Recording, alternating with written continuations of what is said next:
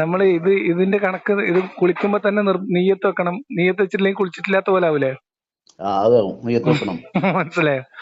അപ്പൊ ഇത് ഭൗതികമായ കാര്യങ്ങളില് ഇത്തരം അയുക്തികരമായിട്ടുള്ള കാര്യങ്ങൾ തിരികെ വെക്കുന്നത് കൊണ്ട് പ്രത്യേകിച്ച് കാര്യമൊന്നുമില്ല. വെറുതെ ആൾക്കാർക്ക് വസ്വാസം ഉണ്ടാക്കാം എന്ന് മാത്രമല്ല. അതായത് ഞാൻ കുളിച്ചപ്പോ നീയത്ത് വെച്ചിരുന്ന പഠിച്ചോനെ, ഞാൻ പറട്ടെ, എന്റെ നിസ്കാരം ശരിയാവുക പഠിച്ചോനെ. ഒരു തുള്ളി രക്തവും ഒരു തുള്ളി ബീജം പോണതും രണ്ടും രണ്ടാണ്. ആയിക്കോട്ടെ, അതിനെന്താ? ബീജം പോയി കഴിഞ്ഞാൽ ഭയങ്കര ക്ഷീണാണ്. അത് ശരീരത്തിന്റെ ഓജസ്സിനെ ഇല്ലായ്മ ചെയ്യും ഒരു പരിധി വരട്ടാ. അപ്പൊ നമ്മൾ എന്ത് ചെയ്യണം? കുളിക്കണം. പച്ച വെള്ളം ഒഴിക്കുമ്പോൾ നമുക്ക് ഉന്മേഷം കിട്ടും. ഇതിനൊക്കെ യുക്തി ഉണ്ട്. നമ്മൾ അങ്ങനെ പറ്റണേ. Hello hello, ലിയാക്കത്തരില്ലേ? അതെ. എന്താണ് പിന്നെ വിളിച്ചാൽ എടുക്കണില്ലല്ലോ? മനസ്സിലായില്ല. വിളിച്ചാലൊന്നും എടുക്കണില്ലല്ലോ ഇപ്പോ? പകലൊന്നും കിട്ടൂല, എപ്പോഴും കിട്ടൂല. വൈകുന്നേരങ്ങളിലൊക്കെ എപ്പോഴേലൊക്കെ ഫ്രീ ആയിട്ട് ഇരിക്കുമ്പോഴല്ലേ എടുക്കാൻ പറ്റുള്ളൂ ഫോണ്. അല്ല, നിങ്ങളിപ്പോ ക്ലബായിരിക്കല്ലേ? അങ്ങനെ ക്ലബായിട്ട് ഇതിന്റെ ജോലി ഇരിക്കല്ല? മനസ്സിലായില്ല. അല്ല, ഇതിന്റെ ഒരു ജോലി ആയിട്ടായി ഇതിനെ കാണുന്ന അല്ല. എനിക്ക് വേറെ ജോലിയും പണിയും കൂലിയൊന്നും വേണ്ടേ? ഇതെങ്ങനെ പറഞ്ഞിരുന്നാ മതിയോ ഫോണും പറഞ്ഞു? ഞാനോർത്ത് ഇതൊരു ജോലിയായിട്ട് അങ്ങനെ കൂട്ടി വെച്ചിട്ടാ. അങ്ങനെ വലിയ മർക്കസും അതിന് ഫണ്ട് തരാൻ വലിയ ദേവാ കമ്പനികളൊന്നും ഇല്ലല്ലോ നമ്മളെ നാട്ടിലെ. മൂല്യന്മാർക്ക് ശമ്പളം കൊടുക്കൂലേ നിങ്ങള്? അതെ. നമുക്ക് അങ്ങനെ ശമ്പളം തരാൻ ആളില്ലല്ലോ. അല്ല, ഇതിനിപ്പത്തെ യുക്തിവാദികൾ പ്രത്യേക ക്ലബ് ഇതൊക്കെ ഉണ്ട് പറഞ്ഞിട്ട്. എനിക്കറിയില്ല. നിങ്ങൾക്കറിയാം അങ്ങനെ?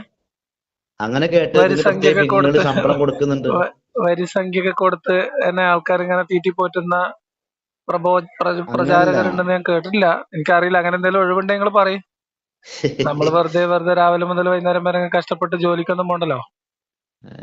കച്ചവടം ചെയ്യാനൊക്കെ പോകുമ്പോ വലിയ കഷ്ടപ്പാടാണ്. ഈ കടവും പ്രശ്നവും പൈസ കിട്ടായും സ്റ്റോക്ക് തികയാതെയും പല പ്രശ്നങ്ങൾ വരുമല്ലോ. ബിസിനസ് ആകുമ്പോ നിങ്ങൾക്ക് അറിയാലോ. എന്നിട്ട് വേറെന്താ മാർഗം? നല്ലതന്നെ. റീച്ച് കൂട്ടല്ലേ ഇപ്പോ? എങ്ങനെ? അല്ല, ആളുകൾ കൂടണമെങ്കില് നമ്മൾ വല്ല മജ്ലിസ് ഒക്കെ തുടങ്ങണം. അരിമ്പാറ മാറാന് പ്രാർത്ഥിക്കാം 501 റുപ്യ. ഖബർ വിശാലമാക്കാൻ എത്രയാണ് ഇപ്പൊ? എത്ര അറിയില്ല. ഇപ്പൊ എത്ര റേറ്റ് എത്ര അറിയില്ല. പണ്ടാരോ ഒരാള് 1100 റുപ്യ ഖബറിൽ വെളിച്ചുണ്ടാവാൻ വേണ്ടിട്ട് 1100 റുപ്യ എടുത്ത പുസ്തകം ദേഷ്യം വന്നു. അല്ലേ? ഒരു ട്യൂബ് ലൈറ്റിന് വേണ്ടോ 500 റുപ്യ എങ്ങനെയാണോ അതൊക്കെ ചെയ്യാ? സുഖപ്രസവം, ഭാര്യക്ക് ഗർഭിണിയാണ്, അപ്പൊ സുഖപ്രസവം വേണ്ടിട്ട് 1100 റുപ്യാന്ന് ഉസ്താദിന് ദേഷ്യം വന്ന്. നിങ്ങൾക്ക് അറിയില്ല ഉസ്താദിനെ തങ്ങളെ? എന്താ തങ്ങളെ പേര് എനിക്ക് ഓർമ്മയില്ല. ബായാർ തങ്ങളല്ല, വേറെ ഏതൊരു തങ്ങള്. അങ്ങനെ എന്തോ ഒരു തങ്ങള്. എന്തായാലും അങ്ങനത്തെ പരിപാടി എന്തായാലും തുടങ്ങണം. ആളൊക്കെ കൂടും. അല്ല ഇപ്പൊ അടുത്ത ജിന്നുമാനെ പോലീസ് പിടിച്ചില്ലേ? എവിടെ? ഈ കാസർഗോഡ് സൈഡിലെവിടെ? അതെ. എന്താ പോലെയൊക്കെ ഒരു വീടും പത്രാസും വരുമാനവും. പൈസ ഉണ്ടാക്കാനും ആള് കൂടാനൊക്കെ അതാ എളുപ്പം. എന്നാ ആൾക്കാര് വഴിന്ന് കയ്യോ കാലോ വെട്ടിയെടുക്കും എന്നുള്ള പേടിയില്ല. സ്വസ്ഥത, സമാധാനം, അനർഹമായ ബഹുമാനം ഒക്കെ കിട്ടുമല്ലോ. അതാണ് നല്ലത്. അതിൽ താല്പര്യമില്ല. നമുക്ക് നമ്മള് വ്യക്തി, നമ്മളൊരു മനുഷ്യൻ എന്നുള്ള രീതിയിൽ നമുക്കൊരു വ്യക്തിത്വം ഉണ്ടല്ലോ. നമുക്ക് നമ്മളൊരു ആത്മാഭിമാനം എന്നൊരു സാധനം ഉണ്ടല്ലോ. ആളുകളൊക്കെ ഇങ്ങനെ ഓലൊക്കെ ഇത് ഉടായിപ്പാണെന്ന് അറിഞ്ഞോണ്ട് തന്നെ ചെയ്യണല്ലേ, നാട്ടുകാരെ പറ്റിക്കല്ലേ. എല്ലാരും ഇല്ല, ചില ആളുകൾക്ക് നല്ല സൂക്ഷ്മത. തങ്ങന്മാരടുത്ത് പോയിട്ട് കളഞ്ഞുപോയ പാദസരം കിട്ടാൻ ബീത്താത്താക്ക് 501 റുപ്യ എടുത്തിട്ട് വല്ല കാര്യം ഉണ്ടാവും? എന്ത് നേർച്ച? വെറുതെ ആൾക്കാരെ പറ്റിച്ചായിട്ടാ 501 കൂടി പോകുമല്ല. അതിപ്പോ ബീത്താത്താക്ക് 500 കൊടുത്താലും ഇല്ലെങ്കിലും കിട്ടണം, കിട്ടാത്തൊക്കെ ഉണ്ടാവില്ലേ. അതേമാതിരി ഹൃദയരോഗം മാറാനൊക്കെയാണ് ഉസ്താദിന് പ്രാർത്ഥിക്കാൻ 1000 5000 കൊടുക്കുന്നത്. എങ്ങനെ? പിന്നെ യൂട്യൂബ് ഇടണ്ടേ? ഇതോ ഇത് ഇടണ്ടേ? ഇടണ്ടെങ്കിൽ ഇടണ്ടാ. ഇതിലിപ്പോ എന്താ ഉള്ളത്? നമ്മൾ തമ്മിൽ സംസാരിക്കുന്നതില് എന്തെങ്കിലുമൊക്കെ കാര്യപ്പെട്ട കാര്യം പറയുകയാണെങ്കിൽ ഇട്ടിട്ട് കാര്യമുള്ളൂ. നാട്ടിൽ കേൾക്കുന്നവർക്ക് ഒരു ഗുണം വേണ്ടേ? വേറെ എന്തൊക്കെ? എന്നിട്ട് നിങ്ങളിപ്പോ എവിടെയാണ്? എവിടെ വർക്ക് ചെയ്യുന്നത്? മർക്കസിലാ നിങ്ങള്? മനസ്സിലായ മർക്കസിലാണോ അതോ ഇപ്പോൾ ഇവിടെ തന്നെയാണോ? നാട്ടിലോ? ഞാൻ മർക്കസൊന്നുമില്ല, ഞാൻ നമ്മുടെ വീട്ടിലാ. എവിടെ, എടപ്പാളോ? ശരി. ഇവിടെ ഭയങ്കര നോട്ട് ചെയ്തിട്ടില്ലേ? നിങ്ങൾ എങ്ങനെ നോട്ട് ചെയ്യുന്നത്? എനിക്ക് ജിബരിയിൽ ഇല്ലാതെ തന്നെ വഹിയുള്ള ആളാണ്, അത് നിങ്ങൾക്ക് അറിയില്ല? റസൂലിന് ഡ്യൂപ്ലിക്കേറ്റിന് പ്രവാചകന്മാർക്കാണ് വഹീന് ഏജന്റ് വേണ്ടത്, നമുക്ക് അതിന് കൊറിയർ ബോയ് ഒന്നും ആവശ്യമില്ല. ഒരു പവിത്രമായ മതത്തിന് ഇങ്ങനെ തേജബ് ചെയ്യുമ്പോഴേ അത് നമുക്കെന്താ അറിയോ, മറ്റുള്ള മതങ്ങള് മോശമാണെന്ന് പറഞ്ഞിട്ടല്ല നമ്മൾ പവിത്രാവേണ്ടത്. നമ്മൾ സ്വന്തം നിലക്ക് പവിത്രാണ്. അല്ലെങ്കിൽ മറ്റു എള്ളെണ്ണയുടെ പോലെ ആവും, പേര് മാത്രമേ ഉണ്ടാവുള്ളൂ പവിത്രം എള്ളെണ്ണ, അതേപോലെ ആവും. നമ്മൾ സ്വന്തം നിലക്ക് പവിത്രത കാണിക്കണം. അല്ലാതെ നമ്മള് മറ്റുള്ളതൊക്കെ മോശമാണ് എന്ന് പറഞ്ഞിട്ട് നമ്മള് പവിത്രാണ് പറഞ്ഞിട്ട് കാര്യമില്ല. വലിയ വര ചെറിയ വരയിൽ കാര്യമില്ല, അറിയാം. സ്വന്തം നിലക്ക് പവിത്രത തെളിയിക്കാൻ പാട്ടിൽ ഇങ്ങനെ പവിത്രത എന്ന് പറയണതല്ലാതെ പവിത്രത തുളുമ്പുന്ന താരാമ്പരമാണെന്നോ എന്താണ് അങ്ങനത്തെ പാട്ട് പാടാന്നല്ലാതെ ആ പവിത്രത കൊണത്ത് കാണുന്നില്ല എന്നുള്ള സംശയം വേണ്ടേ. ഹലോ, ഈ കൊണ്ടോട്ടി പുളിക്കലേ ഒരു സ്ഥാപനം ഉണ്ട്. കൊണ്ടോട്ടി പുളിക്കലോ? അവിടെ അൺമാസ്കിംഗ് അനോമലീസിന്റെ യൂട്യൂബ് ചാനലല്ലേ? അല്ലല്ല, അവിടെ ഒരു കോളേജ്, ഒരു സ്ഥാപനം ഉണ്ട്. അല്ല, അങ്ങനെ സ്ഥാപനം അവിടെ അല്ലേ? ഈ യൂട്യൂബ് ചാനൽ പുളിക്കലല്ലേ വലുത്? അതല്ലാന്നേ, പുളിക്കൽ ടൗണിൽ നിന്ന് പോയിട്ടേ ഒരു 1.5 കിലോമീറ്റർ പോയി കഴിഞ്ഞാൽ ഒരു കുന്നിന്റെ മുകളിൽ സ്ഥാപനമാണ്. അവിടെ യുക്തിവാദികൾക്ക് സംശയങ്ങൾക്ക് മറുപടി, അതേപോലത്തുള്ള ഓരോ വിഷയത്തെ പറ്റി ഒരു ക്ലാസ്. പിന്നെ യുക്തിവാദികളുടെ സംശയത്തിന് മറുപടി തീർക്കാൻ ഈ കുന്നിന്റെ മുകളിൽ കൊണ്ട് വെച്ചിരുന്ന കാര്യം? അല്ലാതെ നമുക്കത് വ്യക്തമായി ചോദിക്കാനും പഠിക്കാൻ സൗകര്യം ഉണ്ട്. എന്താ നമുക്ക് അങ്ങനെ സംശയം ചോദിക്കാനും പഠിക്കാനും നമ്മള് മലയുടെ മുകളിൽ കയറൊന്നും വേണ്ട, അല്ലാതെ തന്നെ സംവിധാനം ഉണ്ടല്ലോ ഇന്നത്തെ കാലത്ത്. എന്റെ അടുത്തൊക്കെ അത്യാവശ്യം നല്ല ബാക്കവിമാരും ബുഹാരിമാരൊക്കെ ഉണ്ട്. എല്ലാവർക്കും ഒരു കഴിവുണ്ടായിക്കൊള്ളുന്നില്ല, അങ്ങനെ വിഷയം ഉണ്ടല്ലോ, അറിയില്ല. ഇപ്പൊ നമുക്കൊരു കഴിവില്ലേ, നമുക്കൊരു കാര്യം മനസ്സിലാക്കാനും പഠിക്കാനും? അല്ല, എല്ലാ ഡോക്ടറും ഒരേപോലെ ആയിക്കൊള്ളുന്നില്ല. അത് ശരിയാണ്. നമുക്ക് MD-നേക്കാളും MBBS-ഉം MD ഉള്ള ആളിനേക്കാളും ഉഷാറ് MBBS ഉള്ള ആളേക്കാളും. അതിനിപ്പോ ഒരു കാര്യം, സത്യസന്ധമായ ഒരു കാര്യം മനസ്സിലാക്കി കൊടുക്ക അത്രയൊക്കെ കഷ്ടപ്പാടുണ്ടോ? വ്യാഖ്യാനിച്ചൊപ്പിക്കാനാണ് വലിയ വൈദഗ്ധ്യം വേണ്ടത്. ചില വിഷയങ്ങളെ പറയുമ്പോഴേ നമ്മളിപ്പോ പറഞ്ഞ കാര്യത്തില് കാര്യകാരണങ്ങൾ പറഞ്ഞു തരണ്ടേ? ഇപ്പൊ ഞാന് ഇതുവരെ പറഞ്ഞ കാര്യത്തിൽ നിങ്ങൾക്ക് അങ്ങനെ കാര്യകാരണ വിശദീകരണം കിട്ടാത്തത് കൊണ്ട് തെറ്റിദ്ധരിച്ചതായിരിക്കും എന്ന് തോന്നണ എന്തെങ്കിലും ഉണ്ടോ? എനിക്ക് ഒരുപാട് വിഷയങ്ങളുണ്ട് കേട്ടോ. ഏതെങ്കിലും ഒന്ന് തോന്നിയിട്ടുണ്ടോ നിങ്ങൾക്ക്? ഞാൻ പറഞ്ഞതിൽ ഏതെങ്കിലും ഒരെണ്ണം ഉദാഹരണം പറയും. ഞാൻ ഇസ്ലാമിനെ കുറിച്ച് പറഞ്ഞതിനകത്തെ മനുഷ്യനൊക്കെ ഈ ജീവിതം കഴിഞ്ഞാല് വേറൊരു ജീവിതവും ഒരു ചോദ്യമുണ്ട് എങ്കിലാണ് മനുഷ്യന് യഥാർത്ഥ നന്നാവുള്ളൂ. അത് നമ്മളെ സങ്കല്പല്ലേ, നമ്മളെ വിശ്വാസം അതാണ്. അപ്പൊ അതിന് വേണ്ടിയിട്ടുള്ള ന്യായമല്ലേ നിങ്ങൾ ജീവിതല്ലേ, നമ്മള് മനുഷ്യന്മാരെ ഇന്ത്യൻ നിയമപ്രകാരേ ഒരു 30 വയസ്സായ സ്ത്രീ ഒരു 35 വയസ്സായ ഒരു പുരുഷന് അവര് ലൈംഗികമായി ബന്ധപ്പെടുന്നതിന് നിങ്ങളുടെ അഭിപ്രായം എന്താ? എന്താ അഭിപ്രായം? അത് ചെയ്യാൻ പറ്റുമോ ഇല്ലെന്ന്? അത് ശരി, അത് ഓലല്ലേ തീരുമാനിക്കുന്നത്, നമ്മളാണ് തീരുമാനിക്കുന്നത്. അല്ല നിങ്ങൾക്ക് ഒരു കാഴ്ചപ്പാടുണ്ട്. അവർ അതല്ല, നിങ്ങൾക്ക് അവർ ചെയ്ത് കഴിഞ്ഞാല് അതിനെപ്പറ്റി നിങ്ങൾക്ക് ഇത് ഒരു മനുഷ്യന്റെ വ്യക്തിപരവും സ്വകാര്യവുമായിട്ടുള്ള ഒരു കാര്യമല്ലേ സുഹൃത്തെ? അത് പറ്റില്ല. മൃഗത്തിന്റെ മാതിരി തോന്നിയമാതിരി നമുക്ക് ചെയ്യാൻ പറ്റില്ലല്ലോ. അല്ല, ഞാൻ പറഞ്ഞത് അതാ ഞാൻ പറഞ്ഞത്, ഈ വ്യവസ്ഥകളും നിയമങ്ങളൊക്കെ ആരും പേടിച്ചില്ലെങ്കിലും പെരന്റെ തൂണിനെ പേടിക്കുന്നത് പഴയ കാരണന്മാര് പറഞ്ഞില്ലേ? ഞാൻ ചോദിക്കട്ടെ, ഇപ്പം പള്ളിയിലെ ഉസ്താദ്മാര് ദർസ് പഠിക്കുന്ന കുട്ടികളെ സ്വീപ്പാക്കണേന്റെ എത്രയോ അനുഭവസ്ഥർ എന്നോട് പറഞ്ഞിട്ടുണ്ട്. തീർച്ചയായിട്ടും ഉണ്ട്. ഞാൻ പറട്ടെ, അപ്പൊ അതിപ്പോ ഈ മനുഷ്യന്റെ ഈ അതൊരു ഭാഗത്തും, പിന്നെ സ്വതന്ത്രരായിട്ടുള്ള രണ്ട് വ്യക്തികൾ, അതായത് സ്വതന്ത്രരായ പ്രായപൂർത്തിയായ വേറെ ചീറ്റിംഗ് എലമെന്റ് ഒന്നും ഇല്ലാതെ രണ്ട് വ്യക്തികൾ തമ്മിൽ ശാരീരിക ബന്ധത്തിൽ ഏർപ്പെടുന്നത് തമ്മിൽ നിങ്ങൾ കമ്പയർ ചെയ്തിട്ട് ഏതാണ് വലിയ പ്രശ്നം? ഒന്നും പറയും. അതായത് ഇങ്ങനെ മദ്രസയിൽ ദീന് പഠിക്കാൻ തന്നെ കുട്ടികളെ സ്വീപ്പാക്കണ സദറുസ്താദ്മാരും അല്ലെങ്കിൽ മുദരിസുമാരൊക്കെ ഉണ്ടല്ലോ, അതൊരു ഭാഗത്തും പ്രായപൂർത്തിയായപ്പോ നിങ്ങൾ പറഞ്ഞ 30-35 വയസ്സുള്ള രണ്ട് ആണുങ്ങൾ, സ്വതന്ത്രരായിട്ടുള്ള രണ്ട് വ്യക്തികൾ തമ്മിൽ പരസ്പര ധാരണയോടുകൂടി ശാരീരിക ബന്ധത്തിൽ ഏർപ്പെടുന്നത് തമ്മിൽ കമ്പയർ ചെയ്താലേ ഏതാ വലിയ പ്രശ്നം? അത് രണ്ടും തെറ്റാണ്, രണ്ടും ഒരേ അല്ല, സ്ഥാനത്തല്ല. ഏതിനാണ് കൂടുതൽ? ഇസ്ലാമിക വിശ്വാസം അനുസരിച്ചിട്ട് തന്നെ ഏതിനാണ് കൂടുതൽ ഇസ്ലാമികം ഗാംഭീര്യം? മാത്രല്ല, ഇസ്ലാം ഇല്ലെങ്കിലും തെറ്റ് ആ കുട്ടികളിൽ പീഡിപ്പിച്ചതാണ്. അത് ഈ ഇസ്ലാം കൊണ്ട് നമുക്ക് നിർത്താൻ പറ്റുന്നുണ്ടോ? അതെ, ഞാൻ പറഞ്ഞത് എന്നോടൊന്നും ഒരു ഒരു 2 വർഷം മുമ്പ് ഒരു ആ കപ്പ്യാര് സംസാരിച്ചു. ആ അയാള് ക്രിസ്ത്യൻസ് ആണ്, അവിടെ മൂപ്പർക്ക് ഉണ്ടാവും ചെറിയ ഇതൊക്കെ. വയറിന മറ്റുള്ള ആളാ. ഉം.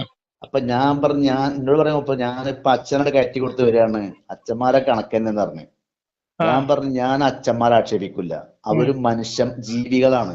ആ അവർക്ക് നിങ്ങൾ നല്ല സൗകര്യങ്ങൾ ചെയ്തു കൊടുക്കും, ഉം, നല്ല ഭക്ഷണം, AC, ഉം, വണ്ടി, ഉം, പിന്നെ ഇതൊക്കെ കൊടുക്കുമ്പോ അവരുടെ ശരീരം ഹീറ്റ് ആവണില്ല.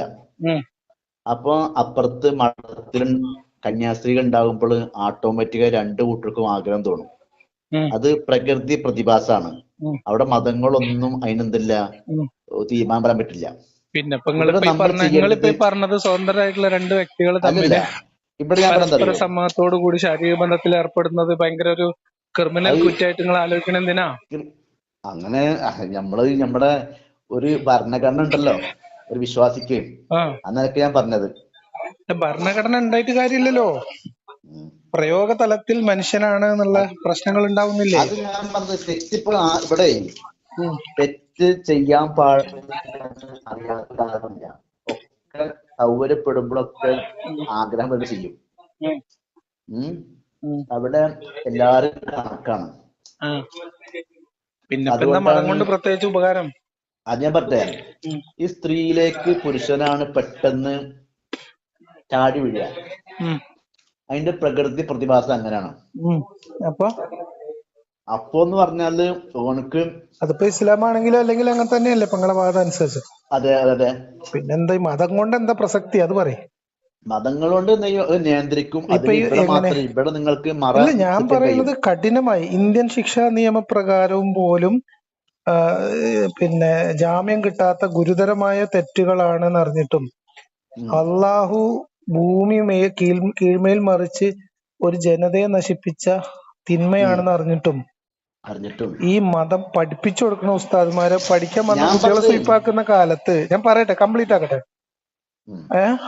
അത് അത് പോലും നിയന്ത്രിക്കാൻ പറ്റാത്ത ആൾക്കാര് ഉം. പിന്നെ സ്വതന്ത്രരായ രണ്ട് വ്യക്തികൾ പരസ്പര ധാരണയോട് കൂടി ഉം. എന്തെങ്കിലും ഒരു കാര്യത്തിൽ ഏർപ്പെടുന്നത് തടയാൻ വേണ്ടിയിട്ട് ഈ മതാണ് വേണ്ടത് എന്ന് പറയുന്നതിന്റെ ലോജിക്ക് എനിക്ക് എത്ര ആലോചിച്ചിട്ട് മനസ്സിലാവണില്ല. അത് ഈ ഉസ്താദന്മാര് പറഞ്ഞതേ വ്യക്തികാര്യല്ല, അവര് പ്രമാണാണ് പറഞ്ഞത്. ഈ ഞാൻ തെറ്റ് പുസ്തകത്തിൽ ചെയ്യണ്ടാവും, എന്റെ കിതാബിൽ എന്ത് എഴുതിയിട്ട് സംശയമാണ്. കാര്യമില്ല സുഹൃത്തെ. അങ്ങനല്ല. ഇപ്പൊ പോലീസുകാർ നിയമപാലകരാണ്, എന്തെല്ലാം കേസ് കൊടുക്കുന്നുണ്ട് പോലീസുകാര്, ഉണ്ട് വക്കീലന്മാര് കൊടുക്കുന്നില്ലേ? ഉണ്ട് ഏഹ് ആ അപ്പൊ അത് ഞാൻ ഉണ്ട്. പറഞ്ഞത് ഭരണഘടനയിൽ ഉണ്ടായാലും കിതാബിൽ ഞാൻ ഉണ്ടായാലും പറഞ്ഞത് ഈ മനുഷ്യര് സ്വന്തം നിലക്ക് മൂല്യബോധം ഉള്ളവരാകുക എന്നുള്ളതാണല്ലോ പ്രധാനം. അതൊക്കെ പ്രധാനം തന്നെയാണ്. അത്ര അവന്റെ ഈ ഖുർആൻ തന്നെ പറഞ്ഞില്ലേ, നിങ്ങൾ ഹവക്ക് ഭയപ്പെടാന്നല്ലേ, ആ ഇൻഹുവ ഇല്ല വഹിയുൻ യൂഹ എന്നല്ലേ. ഉം, ഒരു ഹവ എന്ന് പറഞ്ഞ തടീച്ചക്ക് ഭയപ്പെടുമ്പോൾ എന്താണ് ഇതൊക്കെ ഉം, സംഭവിക്കാം. ഉം, ഏഹ് ഉം. ലാ തഖ്റബു അപ്പൊ സിന, ഞാൻ നിങ്ങൾ പറയണത് പറയേ, ഇസ്ലാം മത വിശ്വാസം അനുസരിച്ചിട്ട് നിങ്ങൾ പറഞ്ഞ ഇസ്ലാം പോലെ. മതം ഇല്ലാതാകുന്നതോടുകൂടി ഇവിടെ സ്വതന്ത്ര ലൈംഗികത ഉണ്ടാകുമെന്ന് പേടിക്കുമ്പോൾ അതിനേക്കാളും മുൻപ് പരിഹരിക്കേണ്ട പ്രശ്നം ഈ മതപാഠശാലകൾ കേന്ദ്രീകരിച്ച് മത പോലും നടക്കുന്നുണ്ട്. അപ്പൊ ആ അതൊന്ന് ക്ലിയർ ചെയ്തിട്ട് ഇതിനെ കുറിച്ച് ആലോചിച്ചാൽ പോലും പോരെയെന്ന് ഞാൻ അത് ചോദിച്ചത്. ഞാൻ പറഞ്ഞു, ചെയ്യുന്ന വ്യക്തികൾ ശിക്ഷ അനുഭവിക്കട്ടെ, അത്രേ പറയാനുള്ളൂ. അപ്പം ഒരാൾക്കും ഒരാളെ ഇപ്പൊ എന്റെ മോന് തെറ്റ് ചെയ്താലും അപ്പൊ ഞാൻ ന്യായീകരിക്കുമ്പോഴാണ് പ്രശ്നം. മറ്റേ കാര്യത്തിൽ നിങ്ങൾ ആദ്യം പറഞ്ഞ വിഷയത്തില് രണ്ട് സ്വതന്ത്ര വ്യക്തികളാണ്, അവരവരുടെ പ്രായപൂർത്തിയായതാണ്.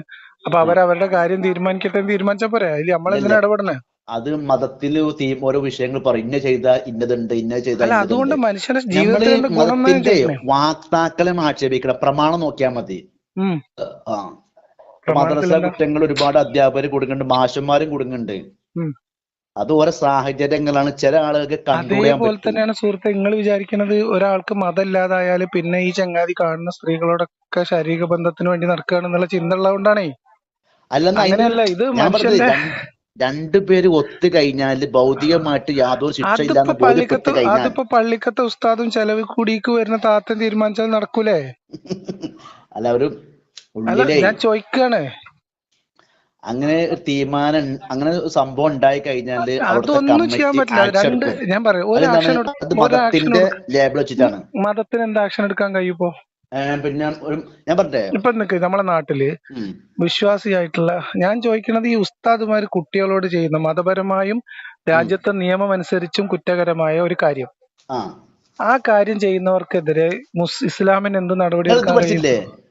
അല്ല, ഇസ്ലാമിന് എന്ത് നടപടി എടുക്കാൻ കഴിയും? നിങ്ങൾ പറയും. വികാരം വിവേകത്തെ മറിടുന്നുണ്ട്, അറിയോ? ആയിക്കോട്ടെ, അപ്പം ഇസ്ലാമിന് അവിടെ എന്ത് ചെയ്യാം? വികാരം വിവേകത്തെ മറിയിടും. ഇസ്ലാമിന് എന്ത് ചെയ്യാൻ പറ്റുന്ന ഞാൻ ചോദിക്കുന്നത്. നമ്മളെ നാട്ടിൽ ജീവിക്കുന്ന ഈ കാര്യത്തിൽ ഇസ്ലാമിന് എന്താ ചെയ്യാൻ പറ്റുക? ഇസ്ലാമിന് ചെയ്യാൻ പറ്റുന്ന ഒരു ഉസ്താദ് മദ്യപിച്ചു കഴിഞ്ഞാല് ആ ഉസ്താദിനെ പുറത്താക്കാൻ അധികാരം കമ്മിറ്റിക്കുണ്ട്. അയാളെ കൊല്ലാൻ അടിക്കാൻ പാടില്ല. ഇത് ഇന്ത്യ രാജ്യമാണ്, അടിക്കാനും കുത്താനും പാടില്ല, അയാളെ പുറത്താക്കാം. പിന്നെന്താ ഇസ്ലാം കൊണ്ട് ഇന്ത്യയിൽ പ്രത്യേകിച്ച് ഗുണം? അതാ ഞാൻ ചോദിക്കുന്നത്. അത് ഇസ്ലാമിക രാഷ്ട്രത്തിൽ മാത്രമേ പറ്റുള്ളൂ. ഇത് മതരാഷ്ട്രമാണ്. ഇവിടുത്തെ നിയമത്തെ പറഞ്ഞത് വലിയ വലിയ കേസുകൾ അവിടെ നമ്മൾ മതത്തിനകത്ത് തന്നെ ഉണ്ട് കുറെ. അപ്പൊ അതൊക്കെ ഒന്ന് തീരുമാനാക്കിയിട്ട് ബാക്കി സ്വതന്ത്ര വ്യക്തികളുടെ ലൈംഗിക കാര്യങ്ങളിലേക്കൊക്കെ സ്വകാര്യത്തിലേക്ക് ഞാൻ കുറച്ച് പറഞ്ഞത്, ഒരു മത അധ്യാപക തെറ്റിയതാല് അത് അവനിൽ ഒതുങ്ങി. അത് മതത്തിന് നിയമം ഇതല്ല. ഒരു പോലീസുകാരെ തെറ്റ് ചെയ്താൽ ആ പോലീസുകാരെ മാത്രം ചെയ്താൽ മതി. എല്ലാ പോലീസുകാരും പറയാൻ പറ്റുമോ? ഒരു വക്കീല് തെറ്റ് ചെയ്തു, എല്ലാ വക്കീലുമാരെ പറയാൻ പറ്റുമോ? പോയിന്റ് എന്താ? പോയിന്റ് നമ്മളെ പോയിന്റ് എന്താ അറിയോ? ഭരണഘടനക്കെതിരായി കഴിഞ്ഞാല് അതിന് ശിക്ഷ ഉണ്ടാവും. ഞാൻ ചോദിക്കട്ടെ, അതായത് നമ്മൾ ഉസ്താദുമാരുടെ പേരിലും മാഷന്മാരുടെ പേരിലും പൂജാരികൾ മാത്രം കയറാൻ പാടില്ല. വേണ്ട, ഞാൻ പറഞ്ഞതല്ല. ഇപ്പൊ ഇന്ത്യയിലുള്ള ഉണ്ടാവും, സാഹചര്യങ്ങൾ ഉണ്ടാവുമ്പോഴാണ് അവർക്ക് പോണത്. അതെ, അപ്പൊ അങ്ങനെ പോയി കഴിഞ്ഞാൽ അവർക്ക് അടികൊള്ളട്ടെ, ശിക്ഷിക്കട്ടെ. ഇത് ഭയങ്കര, ഞാൻ ചോദിക്കട്ടെ, ഇപ്പൊ ഈ ലൈംഗികത എന്ന് പറഞ്ഞാൽ ഭയങ്കര, ഞാൻ ചോദിക്കട്ടെ, ലൈംഗികത എന്ന് പറഞ്ഞാൽ വളരെ കുറ്റകരമായ ഒരു തെറ്റാണോ? ഏത് ലൈംഗികത എന്ന് പറയണത് വളരെ കുറ്റകരമായിട്ടുള്ള ഒരു തെറ്റാണോ? ഓരോ മതത്തിന്റെ ആചാരപ്രകാരം ആയിരിക്കണം. മതത്തിന്റെ ആചാരങ്ങൾ വെടി. ഞാൻ ചോദിക്കുന്നത് രണ്ട് സ്വതന്ത്രരായിട്ടുള്ള മനുഷ്യർ, അവര് പരസ്പരം അതിനകത്ത് ചീറ്റിംഗ് ഒന്നും ഇല്ലാത്ത അവസ്ഥയില് ഈ ഒരു ശാരീരിക ബന്ധത്തിൽ ഏർപ്പെടുന്നത് ഒരു ക്രിമിനൽ കുറ്റമായിട്ട് നിങ്ങൾ കാണുന്നുണ്ടോന്ന്? ഉണ്ടെങ്കിൽ അതിലെ പ്രശ്നം എന്താണ്?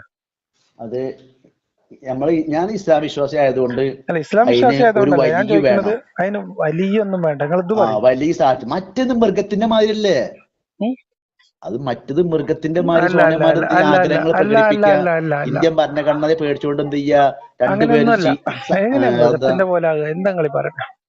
നിങ്ങളിത് പറയും, ഇതിനകത്ത് കുറ്റകരമായ ഒരു തെറ്റാവാനുള്ള കാരണം എന്താണ്? പറഞ്ഞത് അതിനകത്ത് പ്രശ്നം എന്താണ്? പ്രശ്നം എന്ന് പറഞ്ഞാൽ ഓരോ മതവിശ്വാസികൾക്ക് കുറ്റം തന്നെ. വിശ്വാസം വിട്, ഞാൻ ചോദിക്കുന്നത് മനുഷ്യരുടെ ജീവിതവുമായി ബന്ധപ്പെടുത്തി നിങ്ങൾ പറയും. ഭൗതിക ജീവിതമായിട്ട് ബന്ധപ്പെടുത്തി തന്നെ പറഞ്ഞോളി. യുക്തികൾ നോക്കുകയാണെങ്കിൽ പ്രശ്നമില്ല. അല്ലെങ്കിൽ എന്താ തെറ്റ്? അള്ളാഹ്ക്ക് എന്താ പ്രശ്നം? അള്ളാഹ്ക്ക് പറയാനുള്ളത് നിങ്ങൾ വ്യഭിചരിക്കാൻ പാടില്ല എന്ന് പറഞ്ഞില്ല. അങ്ങനെ രൂപത്തിൽ ചെയ്തോളേ. 4 ഘട്ട. 4 എവിടെ നിങ്ങൾക്ക് കിട്ടി? 4 എന്നുള്ള ഒരു ഘട്ടാനുള്ള പ്രോത്സാഹനം ഉണ്ടല്ലോ. ഒരു 60 കല്യാണം കഴിക്കാൻ ഒരാൾക്ക് പറ്റൂല ഇസ്ലാമില്? 50 60 കല്യാണം കഴിക്കാൻ പറ്റൂല? ഒരുമിച്ച് പാടില്ല, നിലവിൽ 4 പാടുള്ളൂ. എന്താ വ്യത്യാസം? ഞാൻ നിലവിൽ പാടില്ല, പോറ്റാൻ പറ്റില്ല. അപ്പൊ ഇതിനകത്ത് സദാചാരത്തിന്റെ പ്രശ്നമല്ല ഉള്ളത്. അതായത് ഇപ്പൊ ഒരാള് ഭാര്യനെ കാര്യം തീർക്കുന്ന, ഒരു പെൺകുട്ടീനെ കല്യാണം കഴിക്കുന്ന, ആ പെൺകുട്ടിയുടെ അറിവോ സമ്മതോ കൺസെന്റോ ഒന്നുമില്ല, കന്യകയാണെങ്കിൽ ആവശ്യമില്ല, വല്യപ്പ തീരുമാനിക്കുന്ന, മഹർ നിശ്ചയിക്കുന്ന, മകളെ കല്യാണം കഴിപ്പിച്ചു കൊടുക്കുന്ന, 2 മാസം കഴിയുന്നു, അയാൾ കാര്യം തീർത്ത് വേറെ ഒരു പെൺകുട്ടീനെ കല്യാണം കഴിക്കുന്ന, ഇതാണല്ലോ ഇസ്ലാമിന്റെ അനുവദനീയമായ വിവാഹം. അങ്ങനെ ഇഹ്യാ ഉലൂമുദ്ദീനിലെ ഒരു കഥ ഞാൻ വായിച്ചിട്ടുള്ളത്, അലി മുഹമ്മദിന്റെ മരുവൻ അലി മിമ്പറിൽ കയറി പറഞ്ഞു, എന്റെ ഹസൻ നിങ്ങളാരും പെണ്ണെട്ടിച്ചു കൊടുക്കല്ലേ, ഓന് ഭയങ്കര കാര്യം തീർക്കലേറിനാണ്. അതെന്ന് വെച്ചാൽ കല്യാണം കഴിക്കുക, കാര്യം തീർക്കുക, അടുത്ത കല്യാണം കഴിക്കുക, കാര്യം തീർക്കുക. അവസാനം അലി മിമ്പർ കയറി എന്ന് പറഞ്ഞു എന്നാ പറഞ്ഞത്. അപ്പൊ പുറത്തിറങ്ങിയപ്പോ വിശ്വാസികളായിട്ടുള്ള ആൾക്കാർ പറഞ്ഞത്ര, ഞങ്ങൾ ഇനിയും കെട്ടിച്ചു കൊടുക്കും, ഞങ്ങളെ മുത്തുനബീന്റെ പേരക്കുട്ടിയാണ്. അങ്ങനെ ഇഹ്യാ ഉലൂമുദ്ദീനിൽ ഒരു സാധനം ഞാൻ വായിച്ചിട്ടുണ്ട്. അപ്പോ ഞാൻ പറഞ്ഞത് ഇതാണ് അനുവദനീയമായ ഒരു മേഖല. രണ്ടാമത്തത് അടിമ സ്ത്രീകളാ.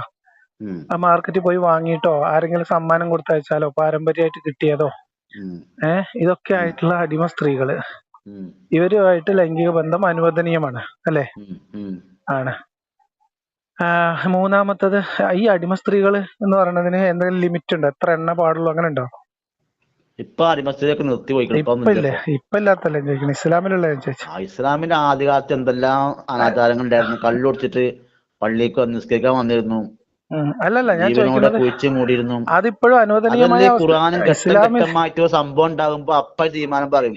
ഒരു സംഭവം ഉണ്ടാകുമ്പോ തീരുമാനം പറയും. എന്ത് ഘട്ടം? അബൂബക്കറും ഉമറും ആവശ്യത്തിന് പിന്നെ ചെയ്ത ഒരു കാര്യം, പിന്നെ ഹസനും ഹുസൈനും കാലാവുമ്പോഴത്തേന് ഹറാമാണ് ഘട്ടം അതല്ല ഇസ്ലാം ഖുർആനേ ഒരു ദിവസം അല്ല ഞാൻ ചോദിക്കുന്നത്, ഇങ്ങനെ അനുവദനീയമാക്കപ്പെട്ട നിലയിലുള്ള അനുവദനീയമായ അവസ്ഥയിലുള്ള ഞാൻ പറയട്ടെ, ഇസ്ലാമിലെ അനുവദനീയമായി പരിഗണിക്കപ്പെടുന്ന ഈ ലൈംഗിക സദാചാരവും പ്രായപൂർത്തിയായ, നിങ്ങൾ പറഞ്ഞ പ്രായത്തിൽ ഒരു 35 വയസ്സുള്ള ഒരാണും 30 വയസ്സുള്ള ഒരു സ്ത്രീയും പരസ്പര ധാരണയോടുകൂടി വിശ്വാസത്തോടും ഇഷ്ടത്തോടും കൂടി അതിനകത്ത് വേറെ ഒരാളെ ചീറ്റ് ചെയ്യുന്നു എന്നുള്ള ഒരു എലമെന്റ് ഇല്ലാതെ ചെയ്താൽ അതാണോ സദാചാരം? ഇസ്ലാമിലുള്ള ഈ അനുവദനീയമായ ബന്ധങ്ങളാണോ സദാചാരം?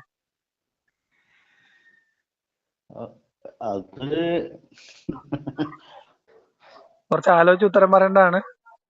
നല്ലോണം ഒന്ന് ആലോചിച്ച് നോക്കി. ഞാൻ പറഞ്ഞേ, യുക്തിക്ക് എല്ലാ കാര്യങ്ങളും ഇത് യുക്തിയല്ല, ഇത് സാമാന്യ യുക്തി. നമ്മൾ മനുഷ്യരായിട്ട്, ഞാൻ പറയട്ടെ, മനുഷ്യരായിട്ട് ജീവിക്കുമ്പോ ഏറ്റവും മിനിമം നമ്മുടെ യുക്തിക്ക് നിരക്കണ്ടേ എന്ത് കാര്യമായാലും? അങ്ങനെ എല്ലാ യുക്തിക്കും നിങ്ങളൊരു മാർക്കറ്റിൽ പോയി, മീൻ വാങ്ങാൻ മാർക്കറ്റിൽ പോയി, അപ്പോ പലതരം മീനുകൾ നിരത്തി വെച്ചിരിക്കുന്നു. അതിന്റെ അല്ല, അതൊക്കെ വലിയ യുക്തിയാണ്. അതെ, അതാ ഞാൻ പറഞ്ഞത് മനുഷ്യന് സാമാന്യമായിട്ടുള്ള ഒരു യുക്തി എന്ന് പറയുന്നത് ഉണ്ടല്ലോ. ഇപ്പൊ നിങ്ങളൊരു പച്ചക്കറി മീൻ മേടിക്കാൻ പോയപ്പോ പല തരത്തിലുള്ള മീനുകൾ പല വിവരത്തിൽ ഇങ്ങനെ അടുക്കി വെച്ചിട്ടുണ്ട്. അതിൽ നിന്ന് നിങ്ങൾ തെരഞ്ഞെടുക്കുന്നതിന് നിങ്ങൾക്കൊരു യുക്തി ഉണ്ടാവുമല്ലോ. കാരണം നിങ്ങളുടെ ഉദ്ദേശം, നിങ്ങളുടെ കയ്യിലുള്ള സാമ്പത്തിക അവസ്ഥ, നിങ്ങൾ അതെന്ത് ആവശ്യത്തിന് ഉപയോഗിക്കാൻ പോണോ, ഇങ്ങനെ ഒരു യുക്തി അവിടെ അപ്ലൈ ചെയ്തിട്ടാണ് അതിൽ നിന്ന് ഏത് മീൻ മേടിക്കണം നിങ്ങൾ തീരുമാനിക്കുന്നത്. ഇതേ രീതിയിൽ മനുഷ്യരുടെ ജീവിതവുമായി ബന്ധപ്പെടുത്തിയ എല്ലാ കാര്യങ്ങളിലും ഈ യുക്തി എന്ന് പറയുന്നത് മനുഷ്യന് ഏറ്റവും അത്യാവശ്യമായിട്ടുള്ള കാര്യമാണ്. എല്ലായിടത്തും ശരിയാവും. മനുഷ്യന് യുക്തിഭദ്രമായ ഓരോ കാര്യങ്ങളും ഭൗതിക ജീവിതവുമായി ബന്ധപ്പെടുത്തിയിട്ടുള്ള എല്ലാ വ്യവഹാരങ്ങളിലും യുക്തി വളരെ പ്രധാനപ്പെട്ട ഒരു സാധനമാണ്. ഏത് വയലു പറയുന്ന മൂല്യന്മാരും, ഇപ്പൊ നിങ്ങളെ ഞാൻ ഒരു പരിപാടി കുറിച്ചു, നിങ്ങളിപ്പോ വയലു പറയാൻ പോണേ ഉസ്താദാണ് വിചാരിച്ചോ. അപ്പൊ നിങ്ങളെ ഞാൻ ഒരു പരിപാടി കുറിച്ചു, ഇന്നവിടത്തെ ഇന്ന ദിവസം ഒരു പരിപാടി ഉണ്ട്. അപ്പൊ നിങ്ങൾ എന്താ പറയാ, ഈ അള്ളാന്റെ ഇൽമ പറയാൻ പോവല്ലേ, ഒന്നും യുക്തി ആലോചിക്കണ്ട എന്ന് പറയോ? അതോ നിങ്ങൾ അത് എവിടെയാണ്, എത്ര ദൂരമുണ്ട്, അവിടെ എത്ര ഓഡിയൻസ് വരും, ഇങ്ങനെ കുറെ കാര്യങ്ങളൊക്കെ ആലോചിച്ചിട്ടല്ലേ ഒരു കാര്യം തീരുമാനിക്കാം. നിങ്ങൾക്ക് വേറെ പരിപാടി, പിന്നെ അതെന്താ, അത് യുക്തിയല്ലേ? അതിന് പോണോ പോണ്ടേ എന്നത് നിങ്ങൾ യുക്തിപൂർവ്വം എടുക്കുന്ന തീരുമാനമല്ലേ? ആ പരിപാടി അക്സെപ്റ്റ് ചെയ്യണോ വേണ്ടേ എന്നുള്ളത് അതിന് നിങ്ങൾ അപ്ലൈ ചെയ്യുന്ന യുക്തി എന്നല്ല പറയാ. ആ തീരുമാനത്തിലേക്ക് തീരുമാനം എടുത്തിട്ടുണ്ടെങ്കിൽ ആ തീരുമാനത്തിന് മുൻഗണന നൽകാതെ യുക്തി അല്ലല്ല, അതല്ല ഞാൻ പറഞ്ഞത്. അത് മാത്രമാണ്, അതായത് അന്നത്തെ ദിവസം വേറെ ഒരു പരിപാടി ഉണ്ടോന്ന് മാത്രം നിങ്ങൾ നോക്കോളൂ. അന്ന് നിങ്ങൾ വേറെ ബുക്കിംഗ് ഉണ്ടോന്ന് മാത്രമേ നോക്കോളൂ. അല്ലല്ലോ, ബുക്കിംഗ് മെയിനായിട്ട് അത് നോക്കും. പിന്നെ കുറെ കാര്യങ്ങൾ, അതാ ഞാൻ പറഞ്ഞത്. അത് എവിടെയാണ്, എത്ര ദൂരം പോകണം, യാത്രാ സൗകര്യം ഉണ്ടോ, അവിടെ ഈ പോയിട്ട് അവിടെ വയലു പറയാനും മാത്രമുള്ള ആൾക്കൂട്ടം ഉണ്ടോ, ഇങ്ങനെയൊക്കെ നോക്കൂലേ യുക്തി എന്ന് പറഞ്ഞത്? ഇത് ഇങ്ങനെ നമ്മൾ കുറെ കാര്യം, അതിനാണ് യുക്തി എന്ന് പറയാ. അല്ലല്ല, വിവേകത്തോട് അങ്ങനെ തന്നെയാണ്. വിവേകത്തോടു കൂടി കാര്യങ്ങൾ അനലൈസ് ചെയ്ത് അതിന്റെ യാഥാർത്ഥ്യ ബോധത്തിൽ അതിനെ അനലൈസ് ചെയ്തിട്ട് ഒരു തീരുമാനം എടുക്കുന്ന ഒരു ടെക്നിക്കിന്റെ പേരാണ് യുക്തി. അതിനുവേണ്ടി നമ്മൾ അപ്ലൈ ചെയ്യുന്ന ഒരു സൂത്രത്തിന്റെ പേരാണ് യുക്തി എന്ന് പറയുന്നത്. അല്ലാതെ യുക്തി എന്ന് പറഞ്ഞാൽ നമ്മളിങ്ങനെ പച്ചക്കറി മാർക്കറ്റിൽ നിന്ന് വാങ്ങാൻ കിട്ടുന്ന സാധനം ഒന്നല്ലല്ലോ. അപ്പൊ എന്തായാലും നിങ്ങൾ വിളിച്ച് പറഞ്ഞ വിഷയം തന്നെ നിങ്ങൾ ഒന്നും കൂടി ഒന്ന് ആലോചിച്ച് നോക്കി. ഇസ്ലാമിലെ അനുവദനീയമായ സദാചാരം എന്ന് പറയുന്നത് ഏറ്റവും മ്ലേച്ഛമായ, നമുക്ക് സാമാന്യമായിട്ടുള്ള നീതിബോധമുള്ള ആൾക്കാർക്ക്, ഞാൻ പറയട്ടെ, അല്ല ആയിക്കോട്ടെ, ഭൗതികമായ കാര്യങ്ങളിൽ മനുഷ്യന് യുക്തിപൂർവമായ തീരുമാനങ്ങൾ എടുക്കലാണ് ഉചിതം. അതാണ് ഏറ്റവും അഭികാമ്യം. മനുഷ്യന്റെ യുക്തിക്ക് നിരക്കാത്ത ഒരു കാര്യം ഭൗതിക ജീവിതവുമായി ബന്ധപ്പെടുത്തിയിട്ട് പറയുന്നത് അത് അക്ഷരാർത്ഥത്തിൽ വിഡ്ഢിത്തമാണ്. ഇപ്പൊ ഈ വളി വിട്ടാൽ ഉളു എടുക്കുന്നതിന്റെ ഗുട്ടൻസ് എന്താണെന്ന് സാധാരണ വിശ്വാസികൾക്ക് പറഞ്ഞു കൊടുക്കൽ നിർബന്ധമാണ്. പിന്നെ ഒരു സംശയം, ഹലോ, ഈ ജനാബത്ത് എനിക്ക് കുറച്ചൊക്കെ ഇസ്ലാമിന്റെ അറിയുന്ന ആളാണല്ലോ, ഈ ജനാബത്ത് ഉണ്ടായി കുടിക്കാൻ പറ്റുന്ന ഇപ്പൊ എന്താ? ഈ കുളിക്കുമ്പോ നിങ്ങൾ ഈ കുളിക്കണീന് വരെ നമ്മൾ പിന്നെ എണ്ണവും കണക്കും നോക്കി നെയ്യത്തൊക്കെ എന്നൊക്കെ പറഞ്ഞ വല്ലാത്തൊരു കഷ്ടപ്പാടാണ്. നമ്മൾ ഇസ്ലാമിക വിവരം അനുസരിച്ചിട്ട് ജനാബത്തിന്റെ കുളി നിർബന്ധമാവുന്നത് എപ്പോഴാ? ശുക്രം പാല് അല്ലേ? അല്ലെങ്കിൽ ഇത് റെക്കോർഡ് ചെയ്യട്ടെ ദയവായിട്ട്, ശബ്ദം പിടിക്കുക ആൾക്കാര്.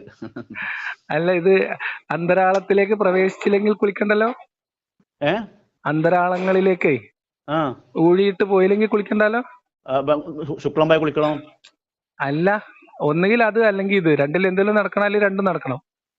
ഒന്നുകിൽ പ്രവേശനം അല്ലെങ്കിൽ മറ്റേ സംഭവം. ഇത് രണ്ടും കൂടി നടന്നാലേ വേണ്ടുള്ളൂ.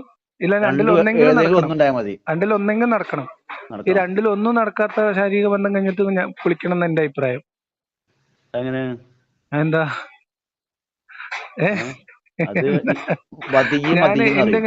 എങ്ങനെ അറിയോ? നമ്മള് ഇതിന്റെ കണക്ക് ഇത് കുളിക്കുമ്പോ തന്നെ നീയത്ത് വെക്കണം. നീയത്ത് വെച്ചിട്ടില്ലെങ്കിൽ കുളിച്ചിട്ടില്ലാത്ത പോലെ ആവൂലേ? മനസ്സിലായോ? അപ്പൊ ഇത് ഭൗതികമായ കാര്യങ്ങളില് ഇത്തരം അയുക്തികരമായിട്ടുള്ള കാര്യങ്ങൾ തിരികെ വെക്കുന്നത് കൊണ്ട് പ്രത്യേകിച്ച് കാര്യമൊന്നുമില്ല. വെറുതെ ആൾക്കാർക്ക് വസ്വാസം ഉണ്ടാക്കാം എന്ന് മാത്രമേ ഉള്ളൂ. അതായത് ഞാൻ കുളിച്ചപ്പോ നീയത്ത് വെച്ചിരുന്ന പഠിച്ചു എന്റെ നിസ്കാരം ശരിയാവോ പഠിച്ചു. ഒരു തുള്ളി രക്തവും ഒരു തുള്ളി ബീജം പോണതും രണ്ടും രണ്ടാണ്. ആയിക്കോട്ടെ, അതിനെന്താ? ബീജം പോയി കഴിഞ്ഞാൽ ഭയങ്കര ക്ഷീണാണ്. അത് ശരീരത്തിന്റെ ഓജസ്സിനെ ഇല്ലായ്മ ചെയ്യും ഒരു പരിധി വരട്ടാ. അപ്പൊ നമ്മൾ എന്ത് ചെയ്യണം? കുളിക്കണം. പച്ച വെള്ളം ഒഴിക്കുമ്പോൾ നമുക്ക് ഉന്മേഷം കിട്ടും. ഇതിനൊക്കെ യുക്തി ഉണ്ട്. നമ്മൾ അങ്ങനെ ഞാൻ പറയണത് എങ്ങനെയാന്ന് വെച്ചാല് ഈ നീയത്തിന്റെ യുക്തി എന്താന്ന് ഞാൻ ചോദിച്ചത്. അത് മതത്തിന്റെ കാഴ്ചപ്പാടാണ്. പിന്നെ കുളിയുടെ കാര്യം ഞാൻ പറഞ്ഞത് സാധാരണഗതിയിൽ വെള്ളത്തിന്റെ ലഭ്യത അനുസരിച്ചിട്ട്. ഇപ്പൊ ഞാൻ എന്നെ സംബന്ധിച്ച് ഡെയിലി 2 തവണ കുളിക്കുന്ന ആളാണ്. നിങ്ങൾ ഈ പറഞ്ഞ ജനാബത്തും ഖനിയും മനിയും ഒന്നില്ലേലും കുളിക്കും. അതാ പറഞ്ഞത്. അപ്പൊ പിന്നെ ഇങ്ങനത്തെ കാര്യങ്ങളൊക്കെ ആണെങ്കിൽ അതിന്റെ മുന്നും ശേഷം കുളിക്കും. മുന്നേ കുളിക്കുന്ന കാര്യം അതിലില്ലല്ലോ. ഇസ്ലാമിൽ ഇതിന്റെ മുന്നേ കുളിക്കുന്ന കാര്യം പറഞ്ഞിട്ടില്ലല്ലോ. പിന്നെ കുളിക്കുന്ന കാര്യമില്ലല്ലോ.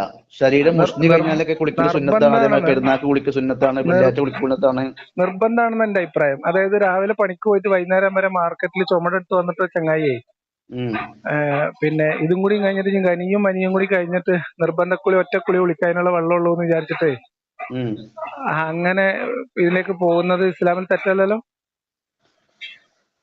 ഇസ്ലാമിൽ ജനാബത്തായി കഴിഞ്ഞാൽ കുളിക്കണം. അതെ, ജനാബത്തിന് മുമ്പ് കുളിക്കണ്ടല്ലോ. മുമ്പ് കുളിക്കലും അഭിപ്രായത്തില് നമ്മള് അത്തരം ബന്ധപ്പെട്ട് അങ്ങനെ പോകുമ്പം മുന്നേം കുളിക്കണം എന്ന് പറയണമെന്നറിയാം. മുന്നേം കുളിക്കണം, പിന്നെയും കുളിക്കണം. അതാണ് നല്ലത്. അതാ ഏറ്റവും ഉത്തമം. ഇനി എങ്ങാനും പിന്നെ കുളിക്കാൻ വെള്ളം ഉണ്ടെങ്കിൽ ഒറ്റ കുളിക്കുള്ള വെള്ളം ഉള്ളെങ്കിൽ രാവിലെ പണിക്ക് പോയി വൈകുന്നേരം വന്നിട്ട് വേർത്ത് കുളിച്ച് വന്ന ആള് ഇതിന് മുൻപ് കുളിക്കുന്നതാണ് കുറച്ചുകൂടി ഉത്തമം എന്ന് എന്റെ അഭിപ്രായം. അത് കഴിഞ്ഞിട്ട് പിന്നെ അവയവ ശുദ്ധീകരണം വരുത്തിയാൽ മതി കേട്ടോ. ഇതൊക്കെയാണ് എന്റെ യുക്തി, എന്റെ അഭിപ്രായം ഇതൊക്കെയാണ്. എന്തായാലും ആയിക്കോട്ടെ, ശരി. എന്തായാലും നിങ്ങൾ വിളിക്കെടുക്ക്. എനിക്ക് വൈകി ഞാൻ ആരോടും ബന്ധപ്പെടാൻ. വിശാലമായ പ്രമാണമുള്ള ദീനാണേ.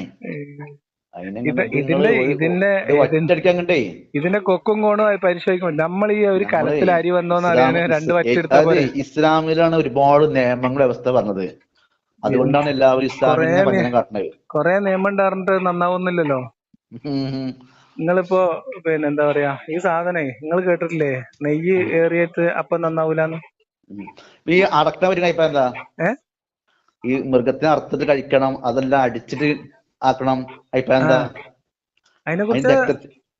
അതിനെ അറുത്തിട്ടേ അതിന് രക്തത്തെ ഒഴിച്ച് കളയണം. അല്ലെങ്കിൽ ഓരോ കഷ്ണങ്ങളിലൊക്കെ എന്താകും, രക്തത്തിന്റെ കട്ടകൾ വന്ന് കൂടും. അത് ഇല്ലായ്മ ചെയ്യാൻ വേണ്ടിയാണ് ആ ഇറച്ചിനേക്കാളും കൂടുതൽ രക്തം ഉണ്ടാവും. ആ രക്തത്തെ കളയണലാണ് അതിന്റെ ശാസ്ത്രീയമായിട്ട് അതിന്റെ യുക്തി. അപ്പൊ അറുത്തിട്ട് എന്ത് ചെയ്യണം? കഴിക്കണം എന്ന് പറഞ്ഞത് അറിയങ്ങള്. അല്ലാതെ നമ്മള് അടിച്ചു കൊന്നു, ചുറ്റുകൊണ്ടൊക്കെ അടിച്ചു കൊന്നിട്ട് അങ്ങനെ എടുക്കുമ്പോൾ രക്തങ്ങൾ എന്തുണ്ടാവും? ഉണ്ടാവും. അത് അവിടെ തന്നെ അതിന്റെ മുമ്പ് അറവ് തന്നെയല്ലായിരുന്നോ? അറവല്ലോ, അത് രക്തത്തെ പുറത്തേക്ക് അടിക്കണ്ടല്ലോ. എങ്ങനെ? ഇസ്ലാമിലെ അറവും ഹലാൽ അറവും തമ്മിൽ അതിൽ വേറെ പഠിച്ചവന്റെ പേരിൽ ബലി എന്നുള്ളൊരു ഞാൻ പറഞ്ഞേ അറവിനെ പറ്റി പറഞ്ഞത്. കത്തി കൊണ്ട് അറുത്തിട്ട് രക്തത്തിനെ കളയുന്നതിനെ പറ്റി പറഞ്ഞത്. ആ അറിവിനെ കുറിച്ചിട്ടേ ഉള്ള കൺസെപ്റ്റിന്റെ കഥ ഇതാണ് അറിയാം. ഇപ്പം ഇസ്ലാമില് ഇപ്പം വെള്ളമൊക്കെ കൊടുത്തു നിങ്ങൾ പറഞ്ഞ എല്ലാ ഷർത്തും ഒപ്പിച്ചിട്ട്, പക്ഷെ അള്ളാഹുവിന്റെ മാർഗത്തിൽ അല്ലെങ്കിൽ അള്ളാഹുവിന്റെ നാമത്തിൽ അല്ലാതെ അർത്ഥം, അള്ളാഹുവിന്റെ നാമത്തിലല്ല, ബാക്കിയെല്ലാം ചെയ്തു, അള്ളാഹുവിന്റെ നാമം പറഞ്ഞില്ല. അപ്പോഴും അങ്ങനെ മൊത്തങ്ങൾ പൊളിച്ചടക്കല്ല ദീനിനെ. ഞാൻ ചോദിക്കട്ടെ, അള്ളാഹുവിന്റെ നാമത്തിൽ അല്ലാതെ അർത്ഥാലോ? ഇതേ ബാക്കി എല്ലാ നിബന്ധനകളും പാലിച്ച് അള്ളാഹുവിന്റെ നാമം ഉച്ചരിക്കാതെ അർത്ഥാലോ? ഹർത്താല് അത് ഇസ്ലാമിന്റെ കാഴ്ചപ്പാടില് ശരിയാകൂല, ഹറാമല്ലേ? ഹറാമാണ്. അപ്പൊ പിന്നെന്താ കഥ? അപ്പൊ ഞാൻ പറഞ്ഞത് ഭൗതികമായ കാര്യങ്ങളെ ആത്മീയമായി കൂട്ടിക്കൊച്ച് ആൾക്കാരെ വസ്വാസാക്കാൻ ഇസ്ലാം പരമാവധി ശ്രമിച്ചിട്ടുണ്ട് എന്ന് മാത്രമേ ഉള്ളൂ. പിന്നെ നിങ്ങൾ അതിന്റെ ഒരു ഭാഗത്ത് കൊണ്ടുപോയിട്ട് അതിൽ ശാസ്ത്രം തരുന്നതിൽ വലിയ അർത്ഥമൊന്നുമില്ല. നമ്മള് ശാസ്ത്രത്തിൽ യാതൊരു എതിരുമില്ല. പക്ഷെ എന്താ അറിയോ, ഇസ്ലാമിനെ കവർന്നിട്ടുള്ള ശാസ്ത്രത്തെ പറ്റിയാണ് ഒരു മതവിശ്വാസിക്ക് അതിനെപ്പറ്റി ചർച്ച ചെയ്യേണ്ടി വരിക. അത്രേ ഉള്ളൂ. അതിപ്പോ പഴയ പുരാതനമായിട്ടുള്ള പല അറിവുകളിലും ഇന്നത്തെ ശാസ്ത്രത്തിന് വിരുദ്ധമല്ലാത്ത പലതും ഉണ്ടാവും, ശാസ്ത്രത്തിന് വിരുദ്ധമാവുന്നതും ഉണ്ടാവും. അപ്പൊ ശാസ്ത്രവിരുദ്ധമായതും അയുക്തികമായതുമായിട്ടുള്ള കാര്യങ്ങള് ഒഴിവാക്കി മനുഷ്യർക്ക് ഗുണകരമാവുന്ന കാര്യങ്ങളിൽ മുന്നോട്ട് പോകുക എന്ന രീതിയിലാണ് എല്ലാ മനുഷ്യരും ജീവിക്കുക. ഇസ്ലാമിന് അതിന് കുറച്ച് മടിയുണ്ട് എന്നുള്ളൂ. ഈ നല്ല അറിവ് ശരിയാണ്, എത്ര ശരിയാണെന്ന് മനസ്സിലായാലും പുതിയ കാര്യങ്ങളെ അങ്ങോട്ട് പൂർണ്ണമായിട്ട് ഉൾക്കൊള്ളാനും പഴയതിലുള്ള അശാസ്ത്രീയമുള്ള കാര്യങ്ങൾ തള്ളിക്കളയാനുള്ള ഒരു മടിയുണ്ട്. അതും കൂടി ഒന്ന് മാറിക്കിട്ടിയാല് എല്ലാവരും നല്ല സലാമത്താവും. ഏതെങ്കിലും ഒരു മതപുരോഹിത തെറ്റിദ്ധരിച്ചിട്ട് അത് മതത്തിന്റെ പേര് അടിച്ചേൽക്കാൻ പാടില്ല. മത പുരോഹിതന്റെ കുറ്റമല്ല ഞാൻ പറഞ്ഞത്. അത് ഞങ്ങൾക്ക് ആ വിഷയം ഞങ്ങൾക്ക് മനസ്സിലാവാൻ വേണ്ടി ഞങ്ങൾക്ക് ഉദാഹരണം പറഞ്ഞെന്നുള്ളൂ.